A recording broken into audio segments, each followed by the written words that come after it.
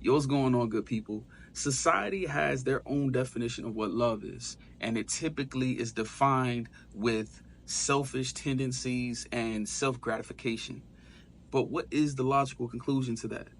Romans 1 talks about how if we continue to gratify ourselves or idolize ourselves, that God will remove his hand and it will lead to a debased and reprobate mind. What does that equal? Sin. And sin, we already know, leads to death. So how does God tell us to love? Not like how society does. John 15:12 and 13 tells us that there is no greater love than the love to lay down your life for your friend.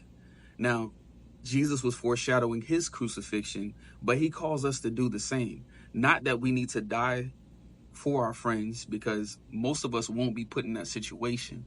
However, we may need to sacrifice our time. We may need to sacrifice our ears and our wallets. I mean, that's just real. Giving advice, helping our friends out, that is what true love is. And I think we need to get out of this mindset of this is no longer serving me, or this person isn't affirming XYZ. Like, God calls us no matter what state we're in, but we don't stay the same. We are transformed. So self gratification typically leads to sin, and sin equals death. God's love, God's love leads to eternal life and transformation. So the next time you're in a situation and you feel like you need to decommit because the situation is no longer serving you, think about how it would be if God said, you're no longer serving me, so I'm going to decommit from you. The beautiful thing about it is he already died on the cross and resurrected for you.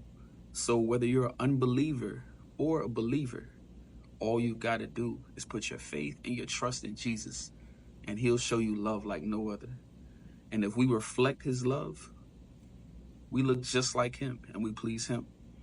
And what are the two greatest commandments? To love God with all your mind, heart, soul, and strength, and to love one another.